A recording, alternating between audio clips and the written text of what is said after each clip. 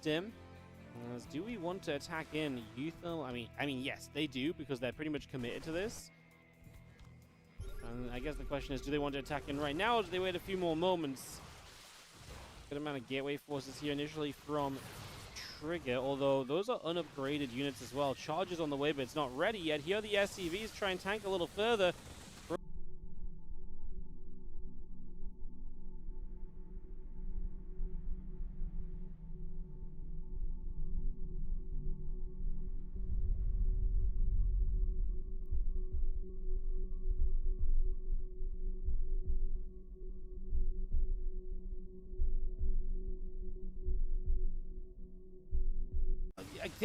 I think these Marines have just not been able to do what they needed to.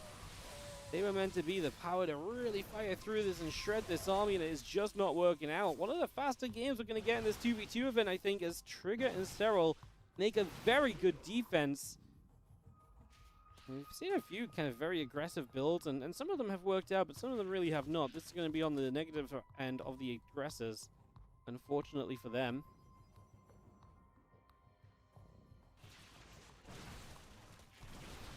Healing's still going to chase up. Zealots in the center take damage. Stalker's turn around. Roach is going to fight through. A couple of Marines will take some hits as well. And one more Bile going to pop down the force field.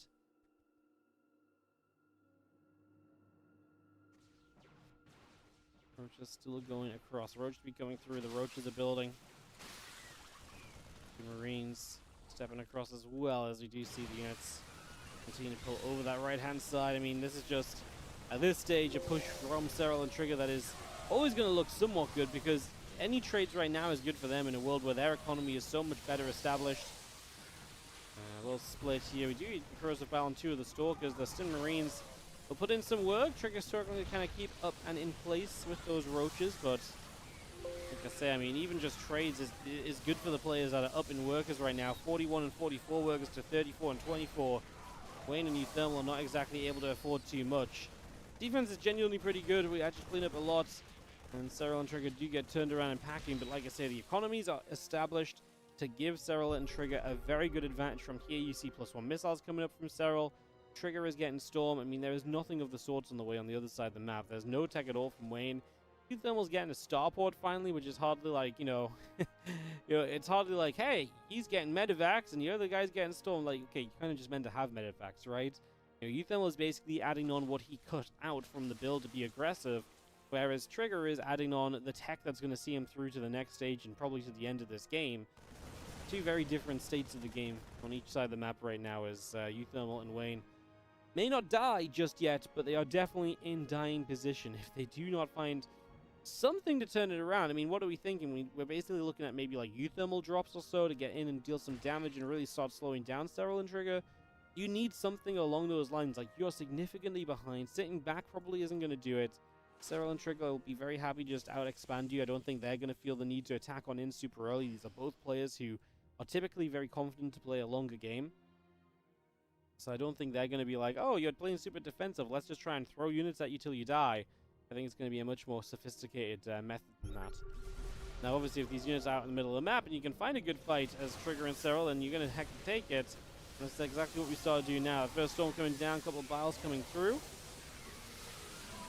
A little bit of Bio just going to try and jump over those high tempo, but Wayne's army is gone. Euthermal is kind of gone too. He gets overwhelmed, and it is going to be Serral and Trigger.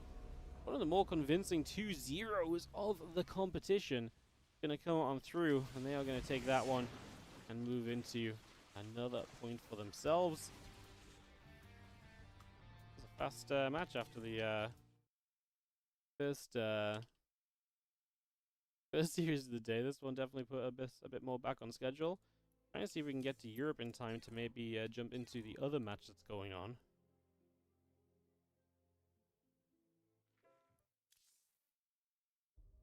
It looks like they're...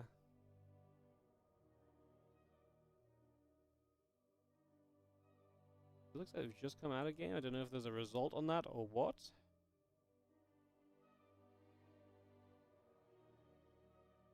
Looks like there is. Maxpax and Skillis. Wow, just a fast round 8. Maxpax and Skillis.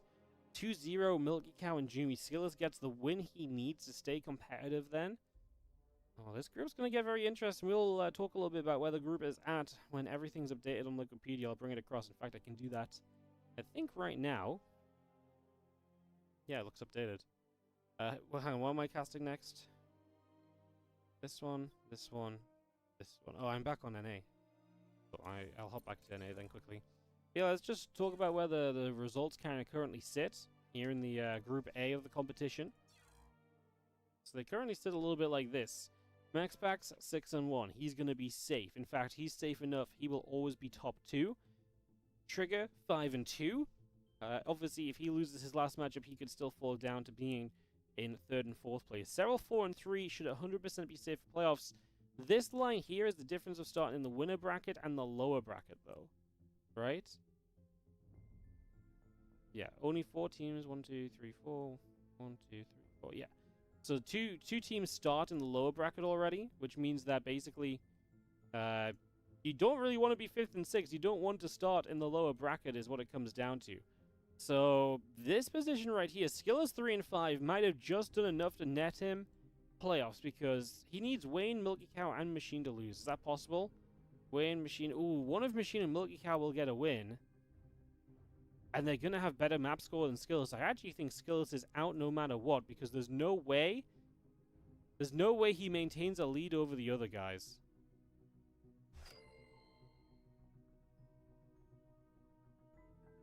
There's no way he maintains the lead over the other guys, I think, is what it comes down to.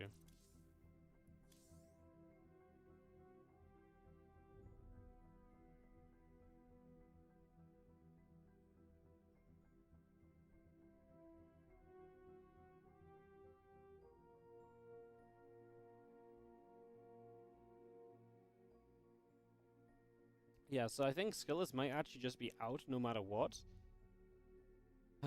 It does mean everyone here upwards is safe. They're definitely going to be in the playoffs. So these guys will be in the playoffs 100%.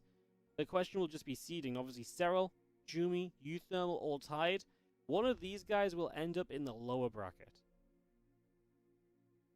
And that's actually, wow, there's so many important games about to happen right here. A lot of important results coming up. All right.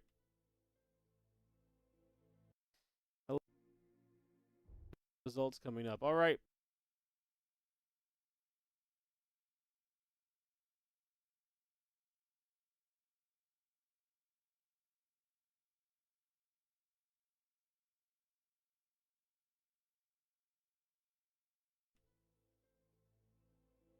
And we'll just take a moment or two.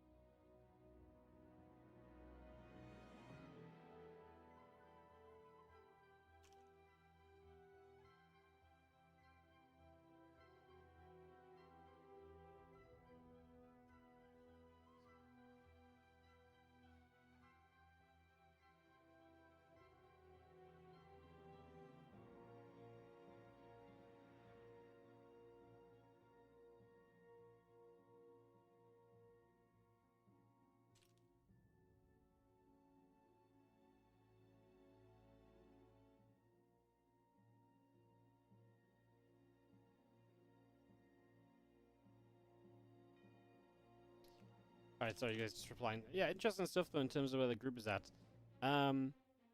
Milky Cow could be even if he wins 2-1. Yeah, that's probably true, actually.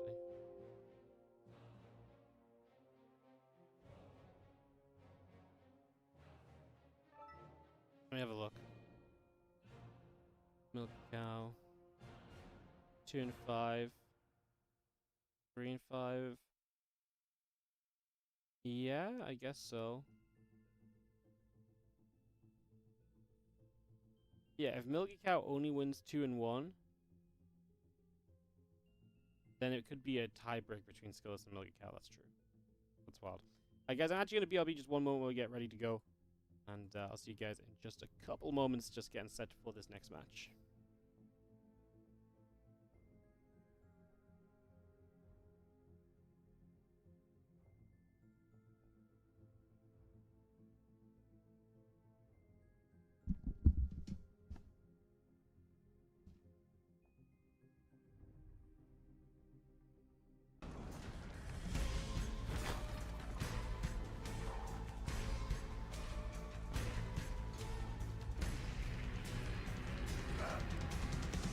Dying Light the Beast.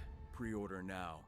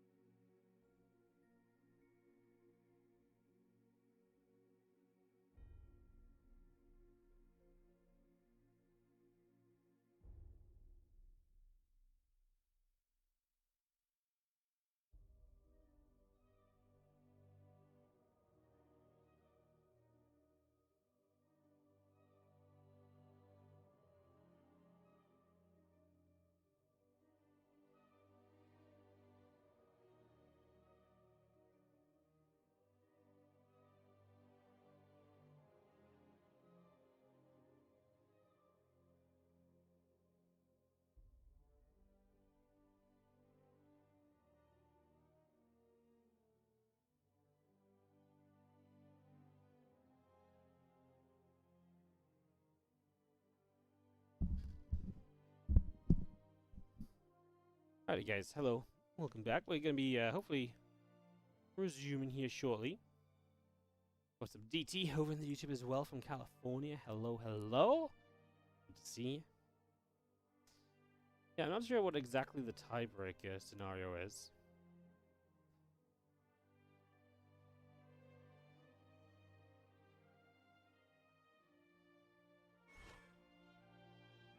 I'm going to ask. Because it is kind of important to know that, to kind of know what the result kind of means. Because, yeah, someone mentioned that Milky Cow would have more wins, even though they would be at the same map score. Which sometimes is used as a tiebreaker as well, so... yeah, we'll try and figure this out.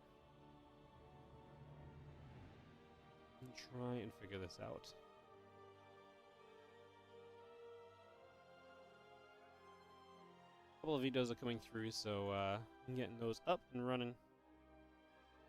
And we should be able to go very soon, guys. Should be able to go very soon. Thank you so much for joining us. So it's for series score, map score, head-to-head, then map wins.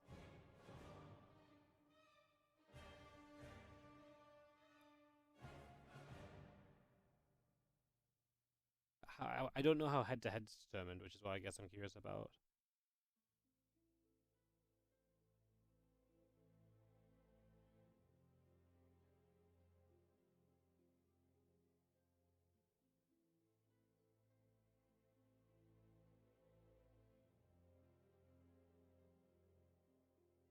I'm just wondering if Skilless played against like Milky Cow in that situation, because Milky Cow is the only player that could tie with Skilless, because Wayne and GG Machine would just overtake on map score.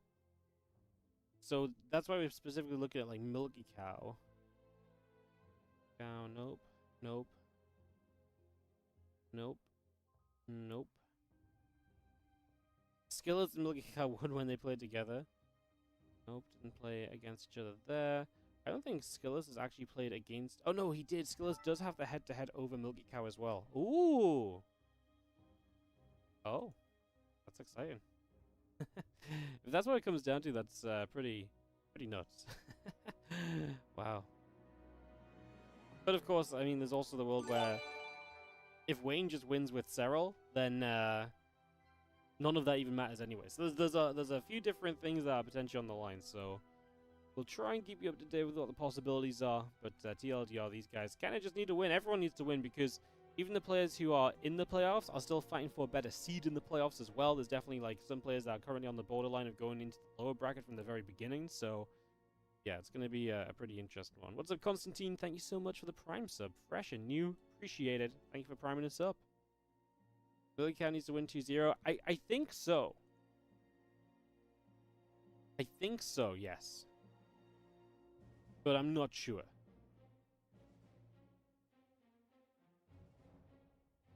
I mean, if he wins 2-0, yeah, guaranteed. But, like, I think if it's 2-1, then he's tied on map score and Skillus would have the head-to-head. So, Milky Cow, I think, needs to win 2-0 and then needs Wayne to lose.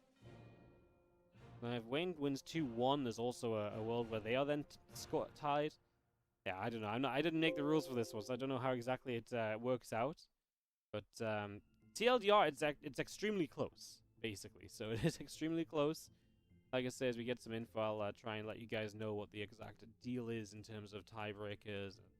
I mean, like I say, we're getting told it makes sense that it's map score, then how series score, map score, then head-to-head. But I just don't know how head-to-head works. Like, does that mean that, like... Because some people will play against some people twice, whereas some people will play against other people just once, for example. So is the head-to-head just like when you play against the guy? Because then that gets very interesting. Then I would actually almost prefer map wins. I don't actually usually like map wins as a tiebreaker factor. Because having more map wins while on the same map score also means you have more map losses. So it's like, yeah, you won more, but you also lost more. So why is your win more important than the loss?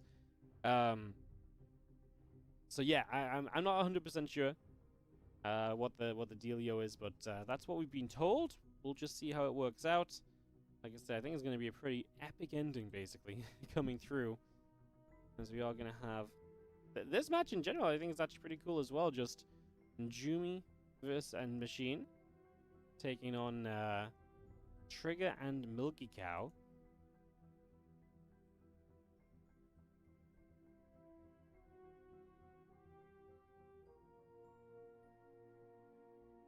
Obviously, Machine needs a win. Jumi needs a win, because if Jumi loses and Euthermal wins, Jumi would be in risk of being in the lower bracket rather than the winner bracket. So Jumi really needs to win. Like, that's the really cool thing about this. Everybody really needs to win. Trigger, if he loses, could maybe not get as good of a seed as well. So it's actually still important for Trigger as well. Like, everyone kind of needs to win this still. As we go into the final matchup of Group A of the $15,000 2v2 circuit from Euthermal. It is Trigger and Milky Cow. Bottom left-hand corner, Milky Cow. These are two players in very different places. Milky Cow is fighting for his tournament life. Trigger knows he'll be playing in the playoffs next weekend. It'll just be a question of how strong a seed will he have to help him get a good partner. And the top, we have Machine, we have Jumi. And that is a 12-11. Oh my god, we are actually cheesing. Wow, we're actually going to get feisty early on in this one.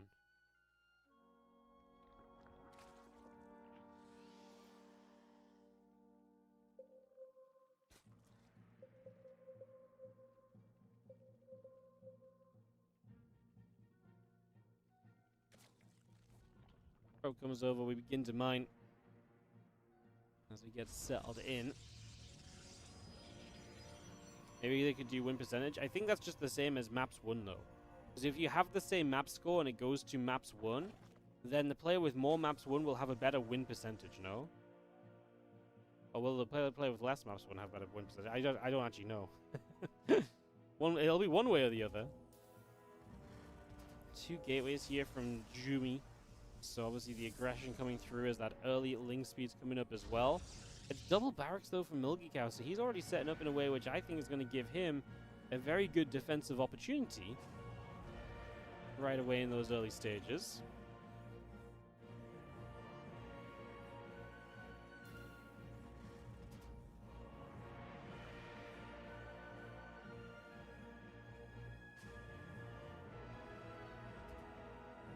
Coming across, SCV will potentially get nibbled. Link speed coming up.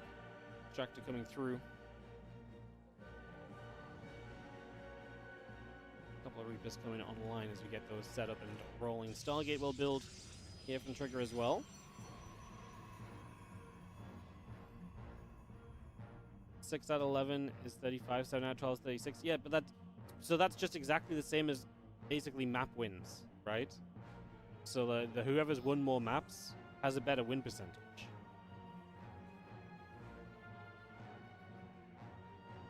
Which is kind of just arbitrary, I think.